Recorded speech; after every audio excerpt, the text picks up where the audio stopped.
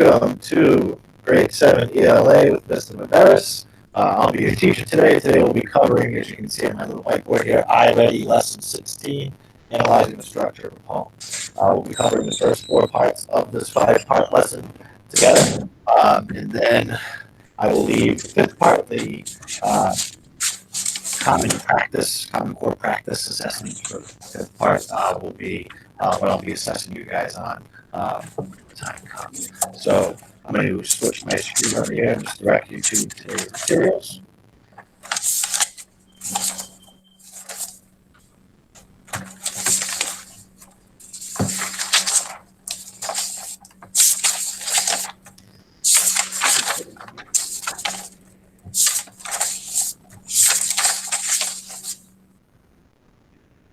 And so to direct you to today's materials, like I was mentioning, I hope Landon doesn't mind. I just put you on mute for a second, but this way I can just have some dead air silence. So I'm going to project my screen now, so I'm going to say peace out for 1 second and show you guys today's materials as we move forward.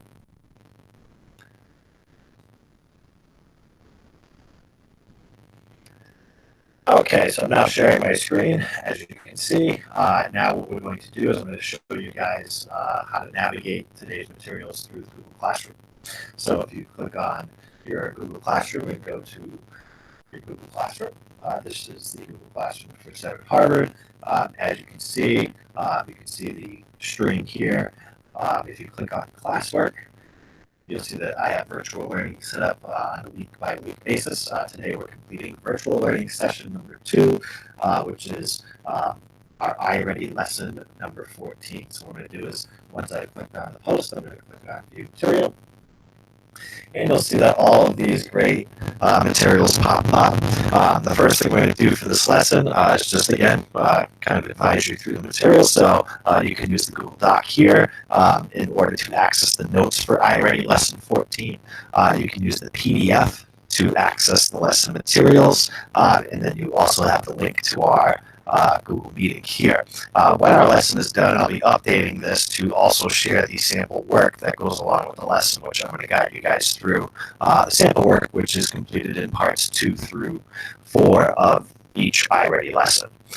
So to begin, I'm going to actually close some of these other windows and make it a more realistic experience. Let's open them up one at a time. So I'm going to click on the Google Doc here.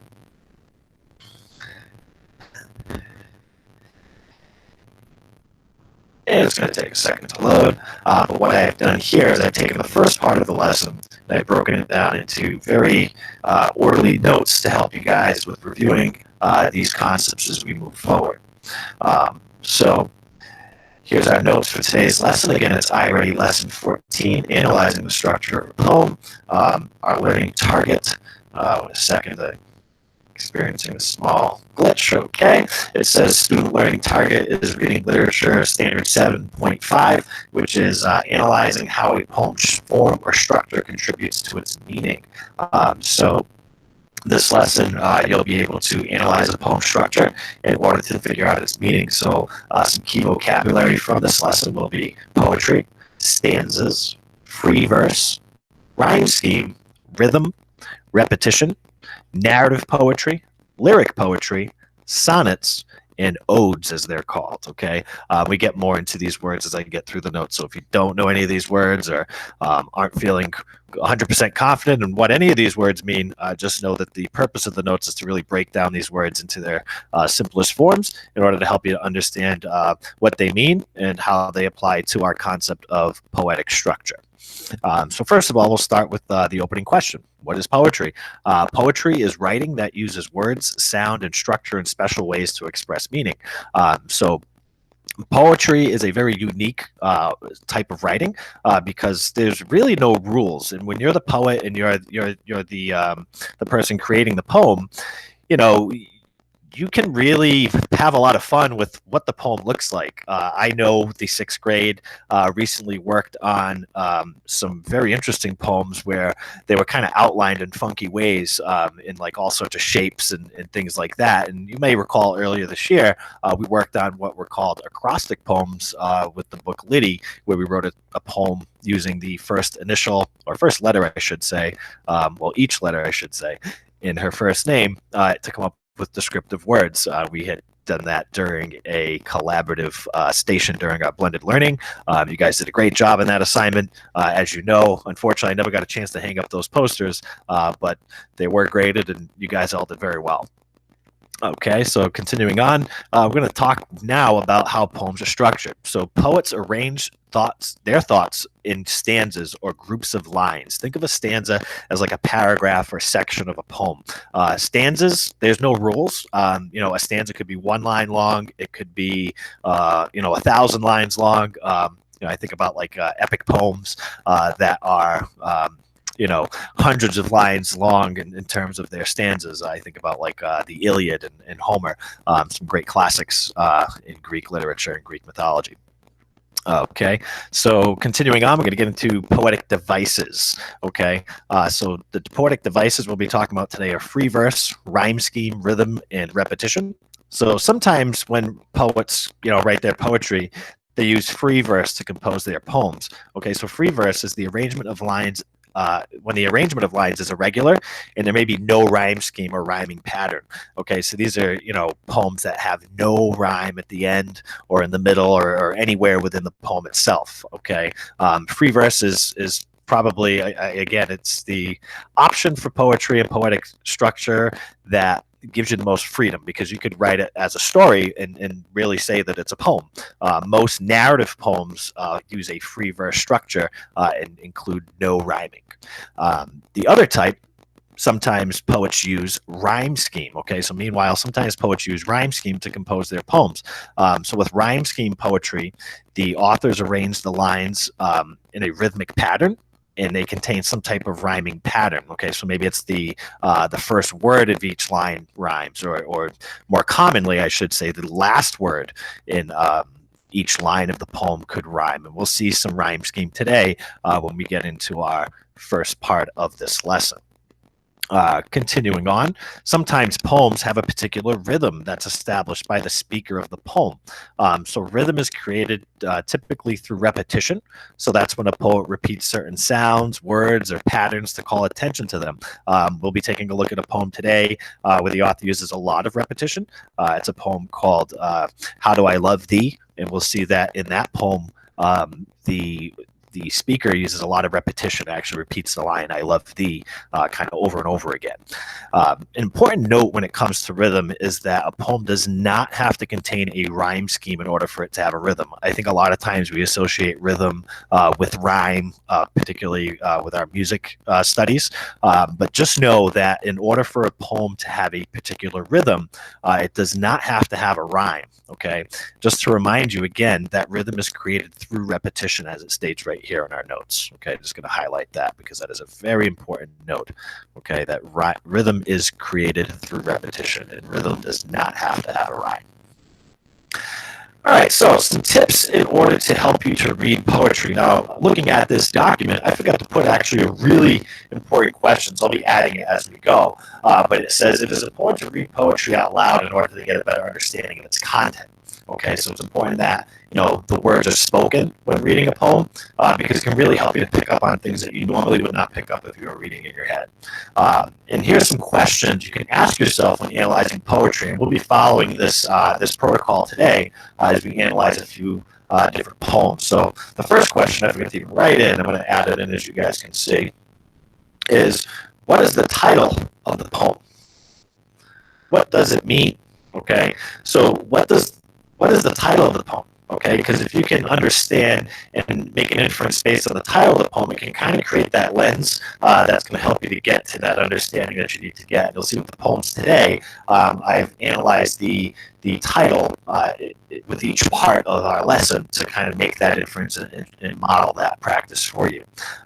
Additional questions you want to ask is, how is the poem organized and structured? Okay, so think about how many stanzas there are, how many lines there are. Okay, you also want to think about, what type of poem is it? Is it a narrative poem? Is it a poem that tells a particular story? Or is it a lyric poem, a poem that expresses the speaker's feelings? So there's two types of lyric poems. And again, this is a lot of technical language that you don't necessarily need to understand right now in the seventh grade. But, in high school and in college, in your English courses, they might expect you to know these types of lyric poems particularly. And even in seventh grade, you might be exposed to some of these types of poems. So it is important to know what they mean. So the first one is sonnets. Okay, a sonnet is a lyric poem that has 14 lines. So meaning the entire poem is 14 lines in total, no more and no less. Okay, that's actually a popular poetic form that was used by William Shakespeare, as you might know, the famous English poet. Then we also have what are called odes. Sometimes people pronounce this word, I'm going to highlight it so you guys can see it, ode. I'm not sure why. The technical name is ode. For some reason, even in the past, I think I called it an ode, maybe to just make it sound a little bit more fun. Not exactly sure. But an ode is a type of lyric poem that celebrates something, okay? So we'll be reading a poem today that's actually an ode to family photographs. So it's going to be a poem that celebrates family photographs.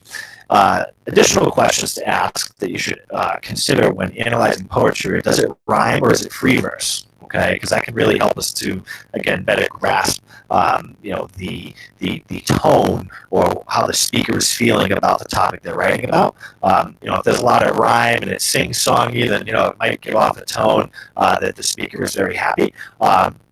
Again, it really is all dependent on which words they're choosing to rhyme. Okay, so by looking at the rhyme scheme or whether it's free verse, you can really get a better sense of the speaker or the poet's tone and how they feel about the subject they're writing about. Additionally, rhyme and free verse can also reveal a particular mood for the audience. Again, how we're supposed to feel as we're reading about this particular subject.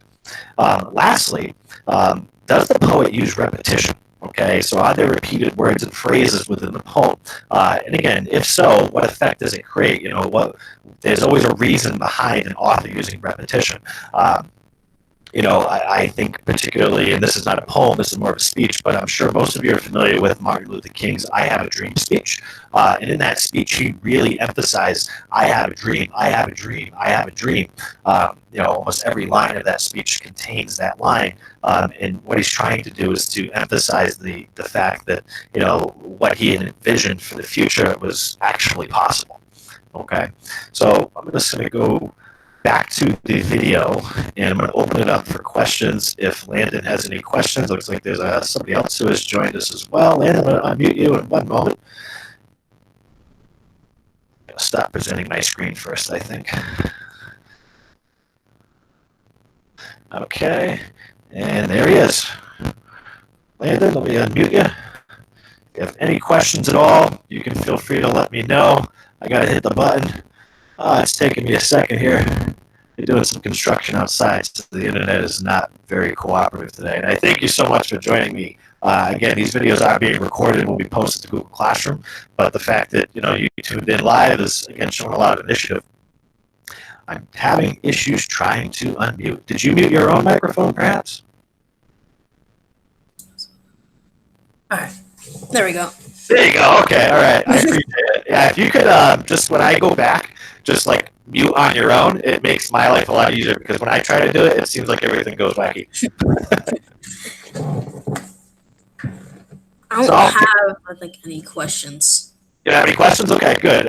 Do you think I explained everything thoroughly enough? Again, I'm trying not to elongate the video and make it too long. But again, if at any point you have any questions, and you're muted, you can also type in the chat, and it will send me an automatic notification on my screen. So. Yep. All right, cool. So Landon has 0 questions. So what we're going to do now is going to move to the first part of the lesson. I'm going to reproject my screen. In a second. There we go. Present now. This is a pretty neat feature. Again, I did one of these yesterday. I think I had Brendan, Ethan, and Cameron on for a little bit, which was pretty cool. Glad to see another new face here. Not that he's new. Landon, you're a great guy. come from a really good family. Hope you guys are all staying safe during these difficult and unusual situations. I'm glad to see you keeping your brain fresh. All right, so we're going to switch now to the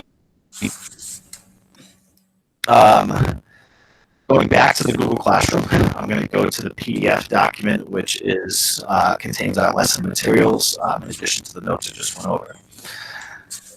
Oh, I can't preview the file. I'm having offline or limited connectivity. Okay, so when that happens, we figure out another way.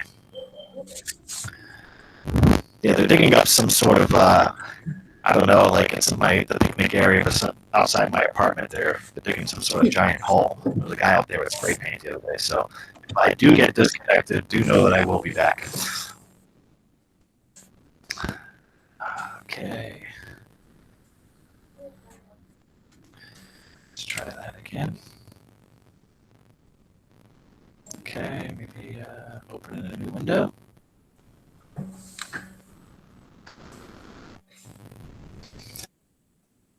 I regret closing the document before because now it's giving me an issue.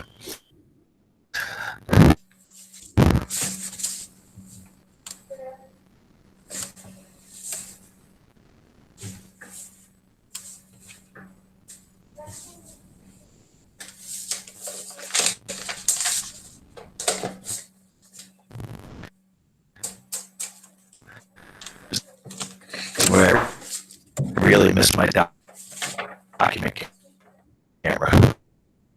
Always a solid go-to.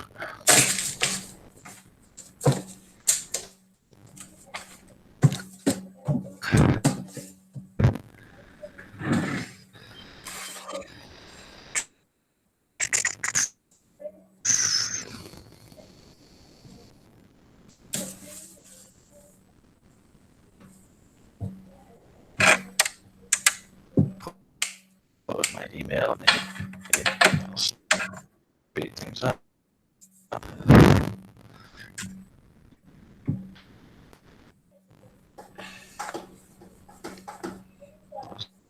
What's this?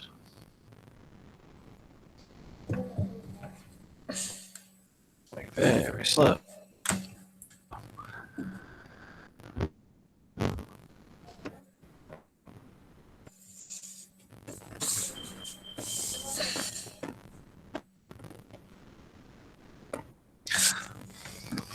I gotta get a sound effects button here. I'm feeling a bit like The Price is Right when you lose a game.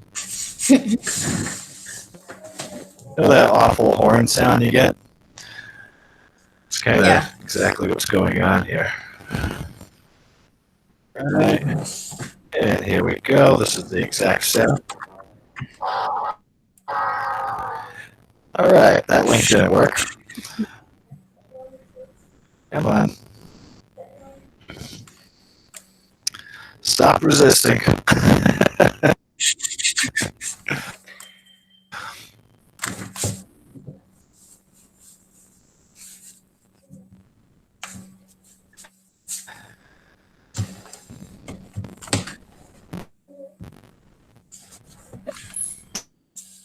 right.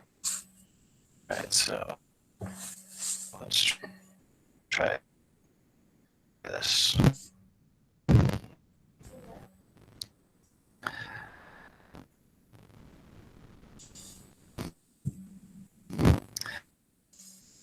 I wonder if this has something to do with the fact that a number of people are probably accessing this at this very hour through our school district, because there were a number of meetings this morning.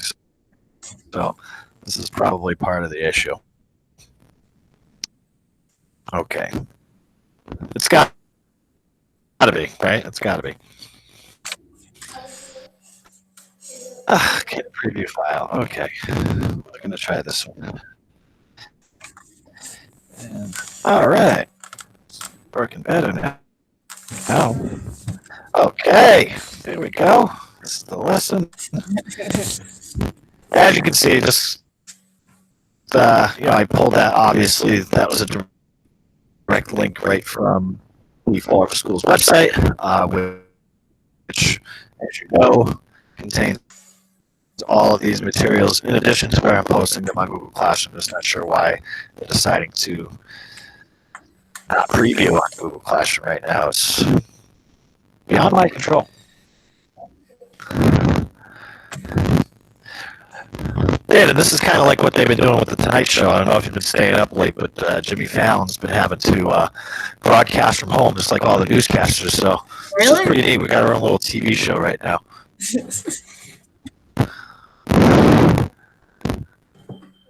He's doing it with no fail. Oh man, this is awful. It's coming. I feel like I'm running on 56K 1996 internet right now. So I don't have it available on my phone. And the other thing that's tough too is also I have my fiance in the other room who is attending an online class herself. So, all right, hallelujah. All right, can you see this? Did it finally load? Yes, I think. Okay, so really what I did is I took this first paragraph and turned that into the notes that we just reviewed. That's this first paragraph here. And then I pulled some additional notes, particularly on the poetic devices and structures from other areas within this packet. So do know that I've covered all of these concepts, and now we're going to start with the practice portion. Okay, so it says to read the poem excerpt below, which describes the tasks a mother must do each day. Notice the rhyme scheme, which is based on the last sound of each line. When two lines have the same rhyming sound, they are assigned the same letter. Also, look for the groups. You can see the poem is titled From Song of the Old Mother by William Butler Yeats. So it reads, I rise in the dawn, and I kneel and blow to the seed of the fire, flicker and glow. And then I must scrub and bake and sweep till stars are beginning to blink and peep. Okay, so as you can see, this follows an AABB rhyme scheme because the first line and second line share a similar rhyme between blow and glow. And then same thing with lines 3 and 4. They share a different rhyme, so it's not a word that rhymes blow or glow. It's a new rhyme between sweep and pretty filled out, so there's really not much for us to discuss here. But let's first, I guess, take a look at the rhyme scheme. So the structural element in this little chart here is summarized each poem, particularly the last poem and first poem that we'll be taking a deeper look at ourselves. It's not pre-completed like this. So the rhyme scheme, again, it says the AABB rhyme scheme helps tie together the parts of each idea.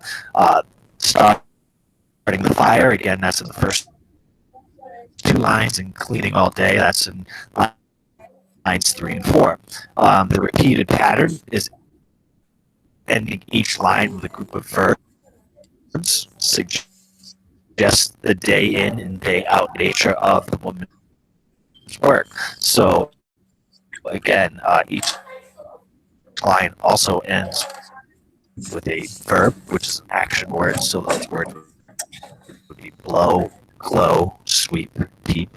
And again, peep may be the word that you might not know what that means, but peep is just again, a verb that means to look or take a quick peep. So the poem's meaning. Okay, so what does this all mean? What's the purpose of this poem? It's pretty much just telling us that the work of a mother is ongoing and it's difficult. It's never ending. We had read a similar poem, The Song of the Shirt, as you guys might recall. I believe you guys had completed reading that poem somewhere around chapter 6, if I'm not mistaken, when we were reading Liddy. It was one of the days that I was out, and I think you guys took a quiz on it. So, again, some of these things are really just review. We're not reinventing the wheel here with what we're doing online right now. All right, so I'm going to jump ahead to part 2 of the lesson, okay, which is the modeled instruction portion. I'm just going to shrink this window a little bit and go to my note sheet. Okay, so this is actually the document here. This is the Google Doc that will be shared with everyone. When the lesson is done, I'll be adding it into the materials for today's lesson to help you, again, just really grasp some of these concepts and see what Mr. V's coming up with for answers on some of this. So, our model instruction begins, and it says to read the poem below, which is about a child woken in the night by a hooting owl. Okay, so it's about a child who is being woken up by an owl that is, obviously outside causing a ruckus. So the title of this poem is A Barred Owl by Richard Wilbur. So the title of the poem, The Barred Owl, reveals that it is about an owl who has been barred or excluded from something. Okay, you can see that right here on the Google Doc. And again, if we look at the title of a poem, we can make some really strong inferences about what that poem is about. And I'm realizing now I put The Barred Owl as the title on my Google Doc. Small mistake, but I'll fix it now. That's why I'm posting that I've made along the way. Okay, so the title of the poem again, A Barred Owl, having brought the boom of an owl she heard, was an odd question for you. Who cooks for you? And then clear, can also thus domesticate a fear and send a small child back to sleep at night, not listening for the sound of stealthy up to some dark branch and eaten raw. So now it's meaning. So we're going to be part of the lesson by looking at the structural elements of the poem, and then making some forms here that a barred owl is a lyric poem or a poem. In this poem, parents want to comfort their frightened child, even though there is. Okay. So here we go. Looking at these stanzas. Okay. So this poem contains two. The second stanza is lines, two stanzas as I've written over here. The first stanza tells what parents say to their child who wakes in the middle of the night. So this is kind of what they say to their child. Question who cooks for you? Like and then the second stanza is the parents saying to the child, like you can't domesticate a fear, as they say, or create a fear over something that let's face it, humans are a lot more dangerous than I think the rhyme scheme follows an AA, but child fall asleep. So if we actually look, boom and room, so lines 1 and 2 are AA, new, again, another AA, clear and fear, BB, night and flight, AA, and claw and raw for BB. So again, this follows a simplistic rhyme at the end. In terms of repetition now, so words or phrases that are repeated throughout this poem, we have who, okay, so this is that it's pretty much just telling us that, again, like I kind of mentioned, sometimes we have things at night, and I've actually typed the wrong answer in here, as I can see. I must have copied the wrong thing. So I'm going to actually type this response from scratch. So this poem means that children often wake in the middle of the night for no reason. Therefore, parents need to comfort their child so that they do not domesticate a fear. And I think I typed all that and nothing typed out. But hopefully I can go back to the recording and I'll do that verbatim because I was typing with my fingers, but apparently when I'm projecting my screen, I cannot type over what I'm projecting. At least that's the impression that I'm getting right now. Unless, again, the computer is just running ridiculously slow. So even if that poem was not the best example, because to be honest with you, I think that is a very deep and complex poem, particularly for seventh graders to be able to grasp. We have a couple of others that we'll be taking a look at a bit more clearer understanding. So getting to poem 3 now. Part 3 and part 4 are probably my two favorite parts. Like I said, the second poem I don't think is a great example for you guys. I think this poem, How I Love Thee, particularly will stand out, probably more so for the ladies. And then for the gentlemen, I think you guys will probably like the last poem a little bit more. It's a little bit more, not manly, but it's got a little bit of a humor to it when we're thinking about photos. Okay.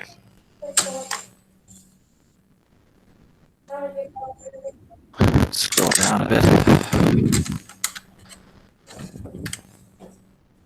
Okay, so for part 3, the poem is How Do I Love Thee by a woman named Elizabeth Barrett Browning.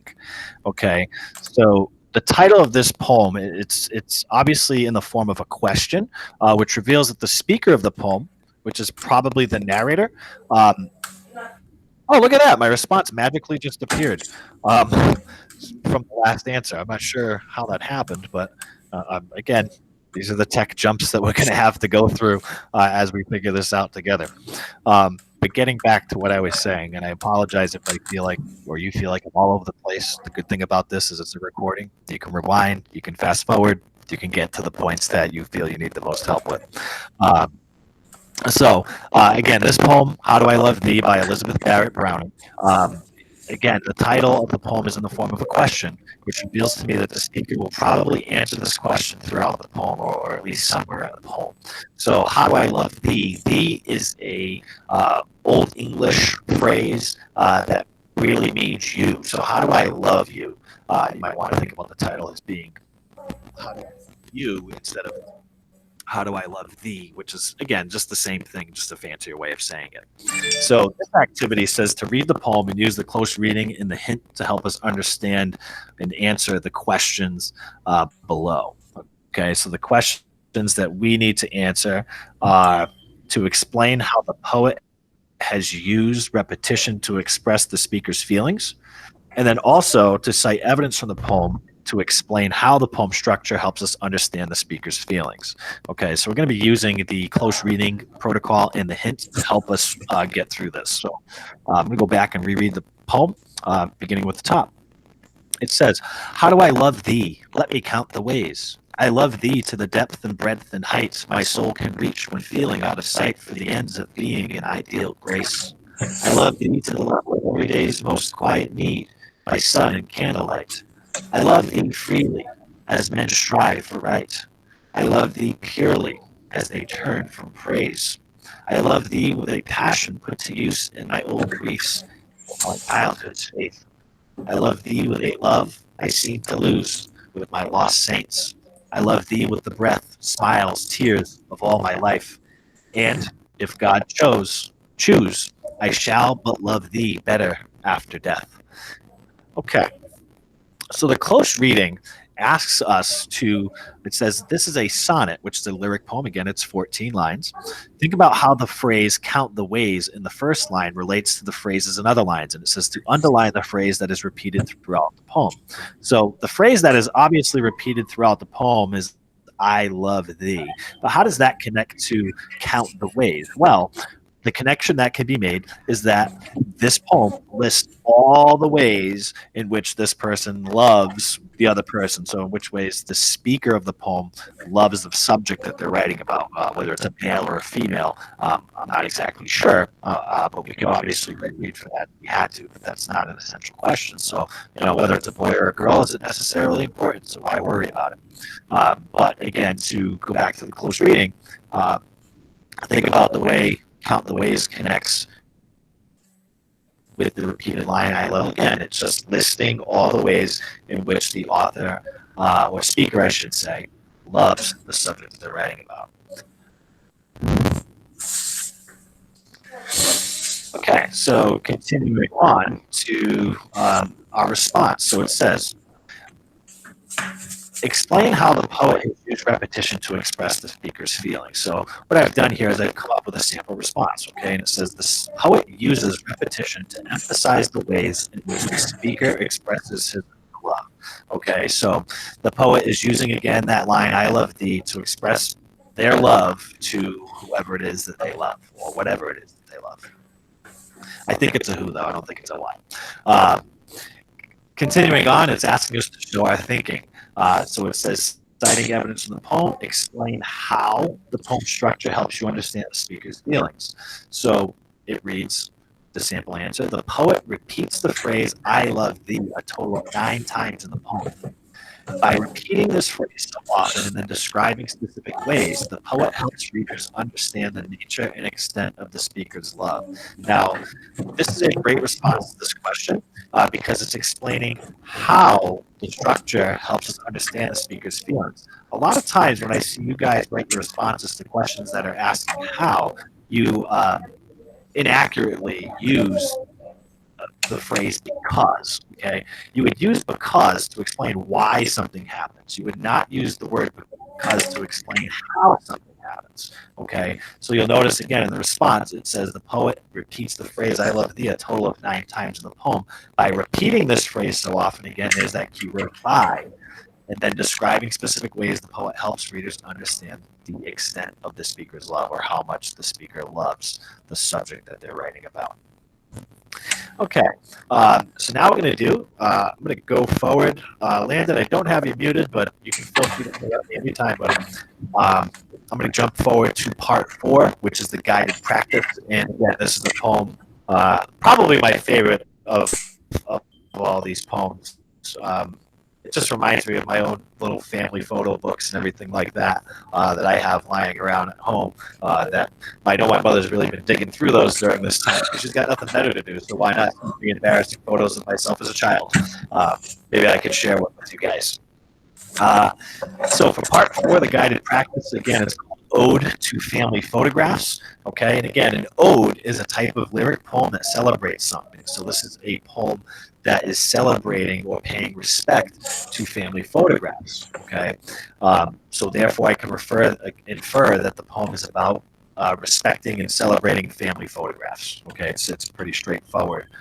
Typically, odes always include the word ode in the title, which is important to know, again, which is why it's important to know, I should say, what the word ode means. Ode is just a celebration. Okay, so if you can memorize that and you come across an ode in the future for homework or on MCAS or what say you, you can know, oh, all right, ode is celebration, so this is celebrating something, okay? So we're going to get to this poem again, just going to preview the close reading, and then we'll go back and kind of take a closer look and respond. As you can see, I know you guys can see my responses right now, but I'm going to share it with you anyway. So the close reading says, the speaker mentions mistakes in some photos, so underline instances of all the things that are wrong with the photos. So I've created a list of those. You'll see that after.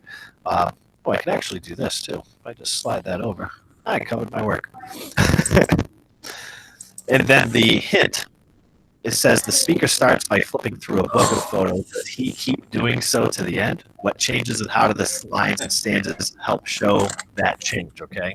And then we're also going to be able to explain how this ode is a celebration. All right, so this is a ode, okay? It's Ode to Family Photographs by Gary Soto, an author some of you guys might be familiar with. I do recall earlier this year, I think during your intervention, some of you guys had the chance to read The Jacket, which is a pretty interesting story about an ugly jacket that a kid had.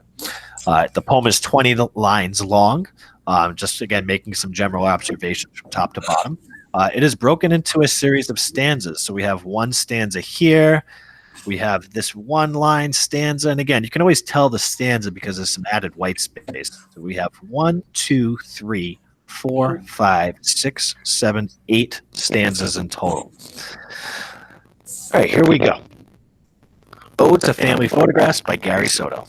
This is the pond, and these are my feet. This is the rooster, and this is more of my feet. Mama was never good at pictures. This is the statue of a famous general who lost an arm, and this is me with my head cut off. This is a trash can chained to a gate. This is my father with his eyes half closed. This is a photograph of my sister in a giraffe looking over her shoulder. This is our car's front bumper. This is a bird with a pretzel in its beak. This is my brother Pedro standing on one leg on a rock with a smear of chocolate on his face. Mama sneezed when she looked. Behind the camera, the snapshots are blurry, the angles dizzy as a spin on a merry-go-round. But we had fun when Mama picked up the camera. How can I tell? Each of us laughed hard. Can you see? I have candy in my mouth. All right, so again, kind of a strange poem. But the first few lines describing some of the silly photos that mom seems to take that the speaker doesn't necessarily approve of. Again, he doesn't. He says Mama was never good at pictures, and those lines are italicized to really help us understand the speaker's thoughts. So this was purposely put in italics to show us that this is what the speaker was thinking, and he was revealing his thoughts about mom's photos. So the first part of the close reading asks us to identify instances of all the things that are wrong with the photos. So here's the list I came up with. All right. So first of all, Mama can't take good photos. Often takes mistaken shots of people's feet. All right. She also takes pictures sometimes with people's heads missing, like the speakers, for instance, or taking pictures of the speaker's father with his eyes half closed. So obviously, these are not perfect photos. Okay, which might lead you to believe, well, how is this a celebration? Let's continue on before we get to that. So the next part, the hint, asks us to consider that the speaker starts by flipping through a book of photos. Does he keep doing so to the end? What changes and how do the lines and stanzas help show that change? Well, what I've concluded is that the speaker stops flipping through the book of photos beginning at line 14 of the poem, which is right here. Okay. Everything up until this line 14, everything before is, with the exception of obviously the speaker's thoughts, is describing the photos that are in this photo album that they're apparently looking at. Okay. So the first six stanzas, again, 1, 2, 3, 4, 5, 6, describe the photos in the photo book. Meanwhile, the last two stanzas describe what is happening while they look at the photos. So the speaker is looking at these photos with his family. Okay. And we see that Mama sneezed when she looked behind the camera. So, that's her looking at the camera and, kind of scrolling through the photos. I'm assuming that this might not necessarily be a photo book, but like a digital photo album that you might have on, you guys, it'd be on your cell phone, but maybe during the speaker's time, it was on a digital camera, which is, I know, probably very old and foreign technology to some of you. All right, so again, getting back to that other question, how is this ode a celebration? So how is this actually a celebration of family photographs if all the speaker is doing is, busting jokes about mom's terrible photography skills? Well, towards the end of the poem, we see the words such as fun and laugh, which indicate that even though the speaker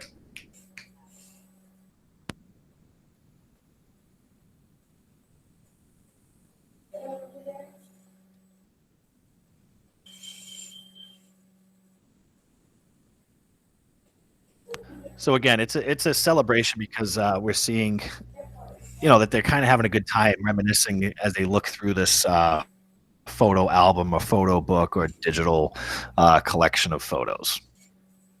Okay, so now I'm going to fast forward to these questions. Okay, so the first question asks us, it says, how does the structure the poet uses help add meaning to the text? Okay, so the correct answer here, right, it says for us to eliminate answers that misinterpret the use or poet's use of structure. So it says the use of the rooster imagery suggests the speaker lives on a farm. So I think they're talking about the first or second line. This is the rooster, and this is more of my feet. That's not suggesting that the speaker lives on a farm. All it's saying is that one of the photos has a rooster, and his feet are in the photo. So the correct answer would not be A. Okay, if we look at line B, it says the free form lines mirror the speaker's fun and light-hearted tone. Now they're throwing you off by using this phrase, free form. Free form is another term that might be used in place of free verse. Okay, and if we look at the poem, you'll notice that there is no rhyme scheme. Okay, which is why B is actually our correct answer. Okay, if you look at C, the italicized sentence shows the speaker's anger at the mother. Again, I don't know if it's anger or more so disapproval or just basic thoughts. I don't think that the speaker is angry at their mother for being a horrible photographer. As we know at the end, he's laughing about the photos and seems to really appreciate the work that his mother has done. Lastly, the rhyme scheme mirrors the turning of pages in a photo album. Again, this poem does not have a rhyme scheme, so the correct answer could not be D. So the correct answer is B. The free-form lines mirror the speaker's fun and lighthearted tone. Okay, moving on to question 2. All right, question 2 wants us to reconsider, how is this ode a celebration? Well, it says, how do the speaker's feelings become clearer in the last stanza of the poem? So the correct answer here is C. The speaker reveals that he likes his mother's photography. Okay. Answer A.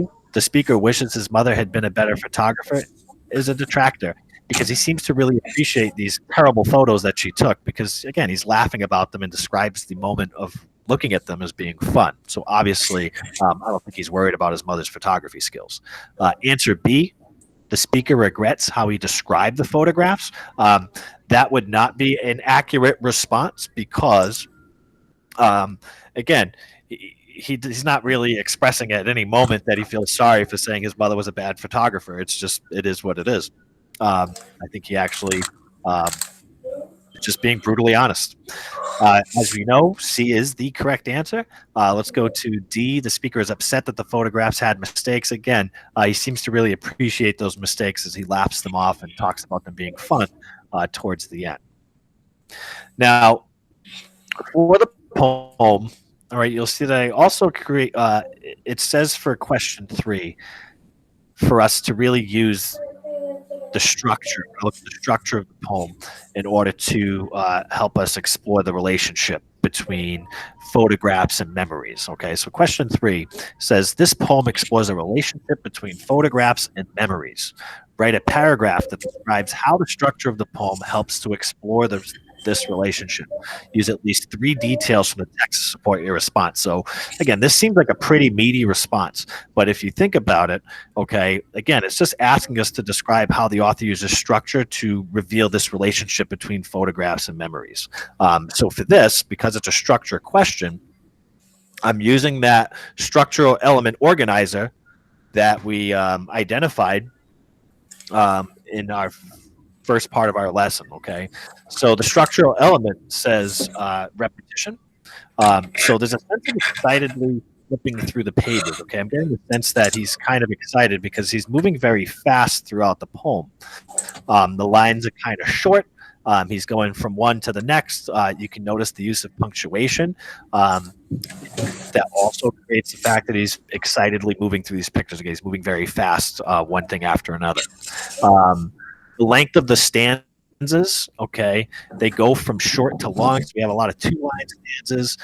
We have a 1-line stanza. We have a 4-line stanza, a 3-line, then a 4-line. So we have these short ones at the beginning, and then we have, again, these longer stanzas later on. So at the beginning of the poem,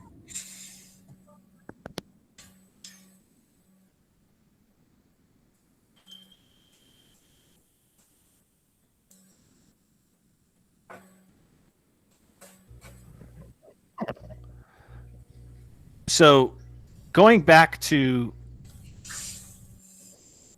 the answer that I was getting to, sorry, I had some background noise there. I'm not sure if you guys heard me. I just had to shout at my family for being a bit too noisy at this time. But just to kind of wrap this up, I'm going to go to the sample answer, which responds to this question. So it says repetition contributes to the meaning. Okay. The poet repeats "this is" at the beginning of most lines, suggesting what a person might say while flipping through photos.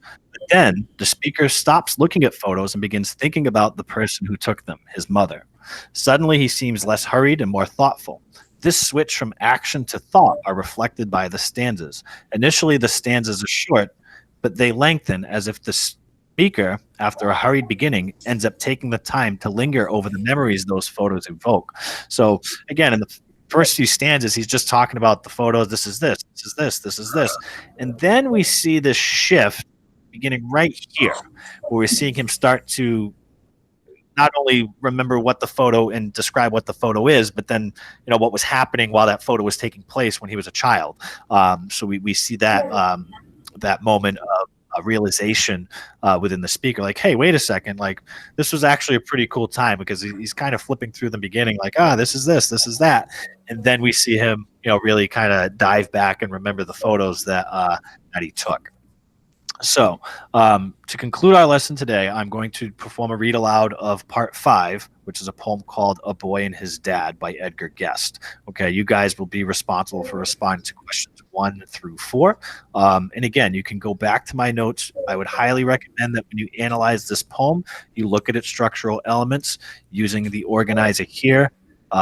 Again, you might want to add rhyme scheme in there as well, to see if the poem has any sort of rhyme scheme. So here we go. A Boy and His Dad by Edgar Guest. A boy and his dad on a fishing trip. There is a glorious fellowship, father and son in the open sky, and the white clouds lazily drifting by, and the laughing stream as it runs along with the clicking reel like a martial song, and the father teaching the youngster gay how to land a fish in the sportsman's way. I fancy I hear them talking there in an open boat, and the speech is fair, and the boy is learning the ways of men from the finest man in his youthful ken. Kings to the youngster cannot compare with the gentle father who's with him there. And the greatest mind of the human race, not for 1 minute, could take its place. Which is happier, man or boy? The soul of the father is steeped in joy, for he's finding out, to his heart's delight, that his son is fit for the future fight. He is learning the glorious depths of him, and the thoughts he thinks, and his every whim. And he shall discover when night comes on how close he has grown to his little son. A boy and his dad on a fishing trip, builders of life's companionship. Oh, I envy them as I see them there, under the sky in the open air. For out of the old, long ago, come the summer days that I used to know, when I learned life's truths from my father's lips as I shared the joy of his fishing trips. I'm definitely noticing a very distinct rhyming pattern there and a rhyme scheme, so I'll give that one to you. Just to preview the questions that you're going to have to answer, and then we'll wrap this up. Question 1, which statement best describes the structure of the poem? Again, structure, thinking about how many stanzas there are, if there's repetition, rhyme scheme, etc. Question 2, how does the question at the beginning of the third stanza help to develop the central idea of the poem? Again, think about what this poem's about. Think about the title. It'll probably give you some clues about what the central idea is. Number 3, how do the speaker's feelings become clear in the last stanza of this poem? Okay. And then lastly, question 4, the central idea of the poem is that a man and his son happily bond while on a fishing trip. Hey, wait a sec. I think it just gave us the central idea in question number 4. Write a paragraph that describes how the structure of the poem helps to express this central idea. Use at least 3 details from the text to support your response, okay? So again, you're describing how the structure of the poem expresses the central idea. So you might start with a sentence such as, the structure of the poem helps to express the central idea by blank, okay? Again, do not use the word because. We use because to explain why. We need by to explain how, okay? So then from there, again, just to restate that TTQ, the structure of the poem helps to express the central idea by, is it the use of stanzas? Is it the use of repetition? Is it the use of the rhyme scheme? Okay. You have to use at least 3 details from the text to support your response. You have a lot of space here. Again, I'd probably expect a solid paragraph, somewhere about 5 to 7 sentences. You don't necessarily need to write out your response that covers the entire page. So I'm going to go back to the meet and stop sharing my screen. And just close with a little final thought, final message for you guys out there. Any questions, concerns, anything like that? Again, I'll be taking you through parts 1 through 4 of all of these iReady lessons daily for the foreseeable future until we figure out what else we're going to be doing. So that's pretty much it. Landon, I do appreciate you joining me. You've been a trooper sitting there for a straight hour listening to me ramble on. It is greatly appreciated. I hope that your family is well. Anybody want to say hello to? Because this is going to go on the classroom. You could probably say hello to your friends if you want to. You haven't seen.